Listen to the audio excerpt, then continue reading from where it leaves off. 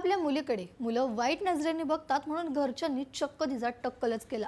हो, तुम्ही बरोबर ऐकलत। नेमकं प्रकरण काय आहे ते सांगतेच, पण त्यासाठी ही रील शेवटपर्यंत पहा आणि थोडक्यातला फॉलो करा, कारण असे सगळे अपडेट्स आम्ही तुम्हाला नेहमीच देतो। अमरावती जिल्ह्यातील वरुड तालुक्यात एका 16 वर्षीय मुलीला एका मुलाकडून सतत त्रास दिला जात होता।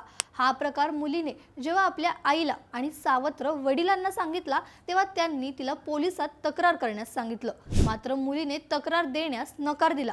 त्यामुळे संतापलेल्या पालकांनी तिला पट्ट्याने बेदम मारहाण केली आणि इलेक्ट्रॉनिक ट्रिमरने तिचे केस कापून तिचा टक्कल केला। मुलीने या जाचाला कंटाळून अखेर पोलीस ठाण्यात धाव घेतली आणि आपल्याच पालकांविरुद्ध तक्रार दाखल केली। सध्या ही मुलगी बाल निरीक्षक गृहात असून तिने पुन्हा आपल्या आई वडिलांकडे जाण्यास स्पष्ट नकार दिला आहे। मग या घटनेबद्दल तुम्हाला काय वाटतं? तुमचं मत आम्हाला कमेंट्स मध्ये नक्की सांगा आणि अशाच अपडेट्ससाठी थोडक्यातला फॉलो करा। बातमी म्हणजे थोडक्यात।